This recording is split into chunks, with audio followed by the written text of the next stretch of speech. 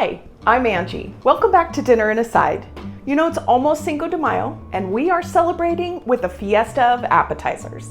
We have 6 tasty appetizers for you today, starting with a great way to serve your chips and salsa, and ending with something a little sweet.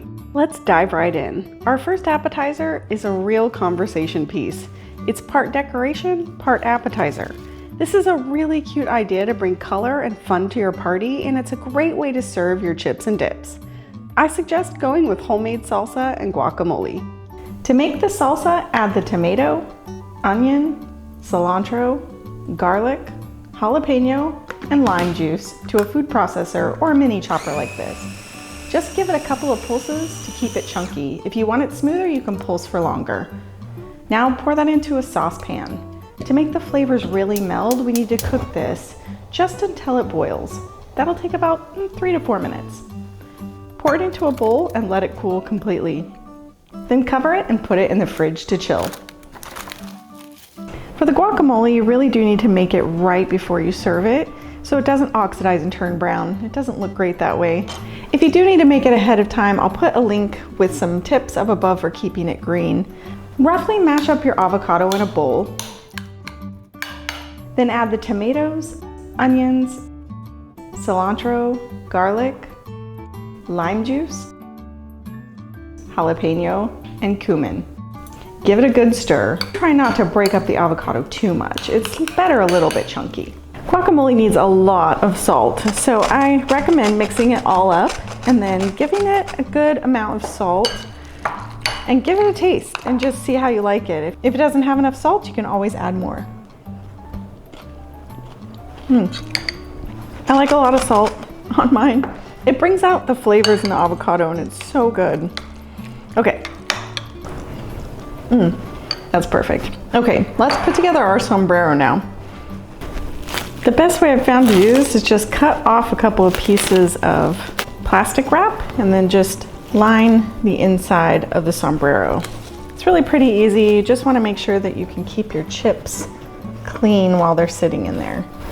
Place the bowls in there. We've got the salsa, the guacamole. Then you can scatter the chips all around. Isn't this fantastic? I love this for Cinco de Mayo. It's the perfect way to display your chips and guacamole and salsa, but it's also a really great display piece. Everyone's gonna be talking about it, believe me. I use this every year and never gets old. Appetizer number 2 is this tasty little tostada bite. They're easy to pick up and eat, and your guests will love them. We're gonna use round tortilla chips for this recipe, so get the biggest ones you can find. I like these mission chips, they're pretty good size. We're gonna spread them out, get rid of the ones that are broken, because you don't want those. Then preheat your oven to 400 degrees Fahrenheit and line your baking sheet for easier cleanup. Season the chicken with chili powder, cumin, and some salt. Spread some refried beans on each chip. Then top with the chicken and the cheese. Now we're gonna bake these. We wanna get the beans hot and melt the cheese. It's really only gonna need about 5 minutes. When they're done, you can add any toppings you like. That really is the great part about this. Just make sure you're doing this right before you're ready to serve, so the tostadas are still warm. I like to add sour cream, onion, tomato, and cilantro. Just look how easy that was. And now we have a whole tray of delicious tostada bites to enjoy.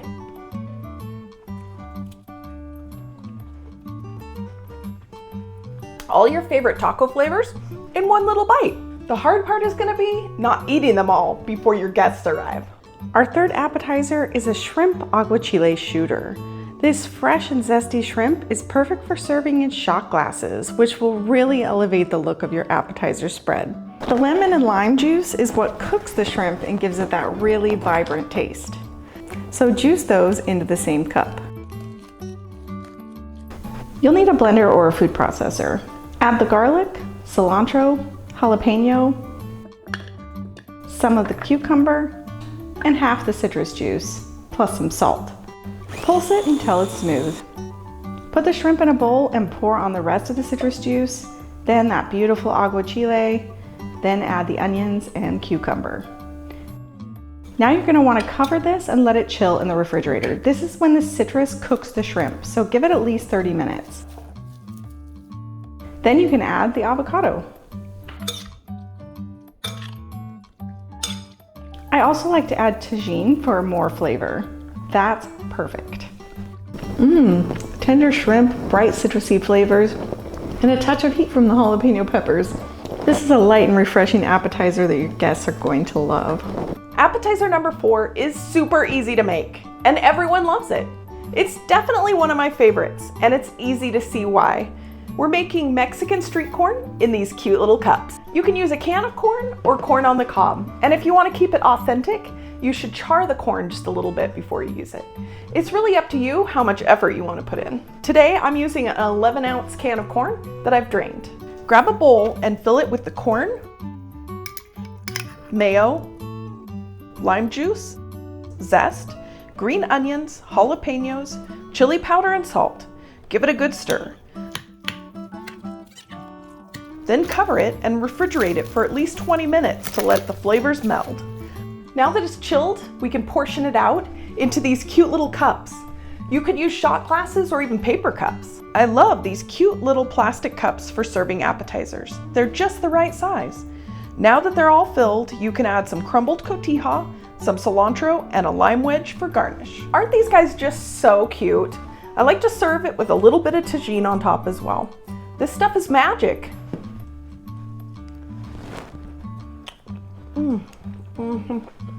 All the flavors in that go so well together. I mean, there's a reason everyone loves it, right? If you're making some of our other Cinco de Mayo appetizers, this one's gonna fit right in. We're on to appetizer number 5, baked mini chicken tacos. They're topped with sour cream, tomatoes, and jalapenos.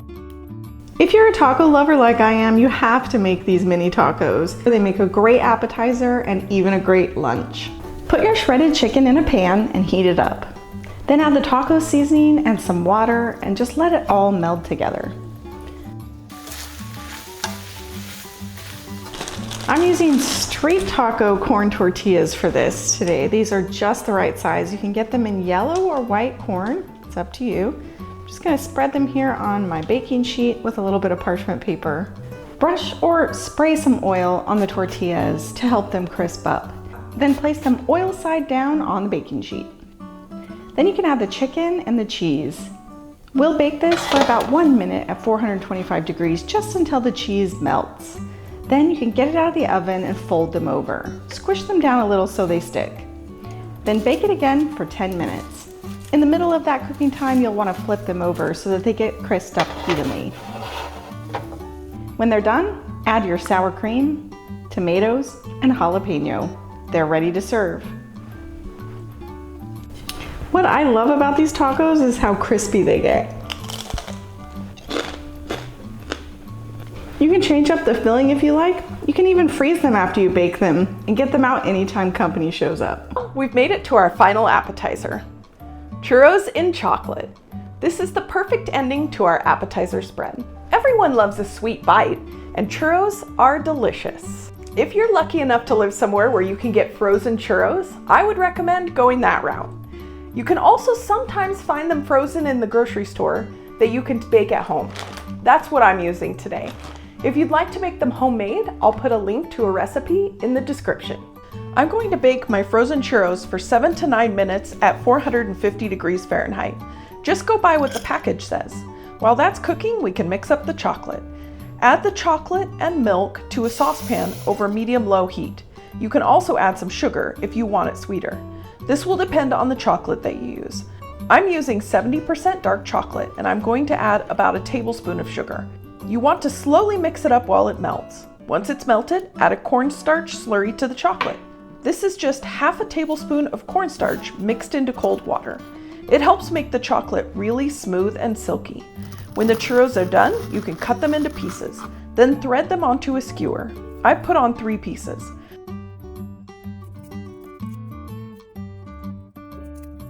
Pour some of the chocolate into your serving glass, then pop the skewer in there.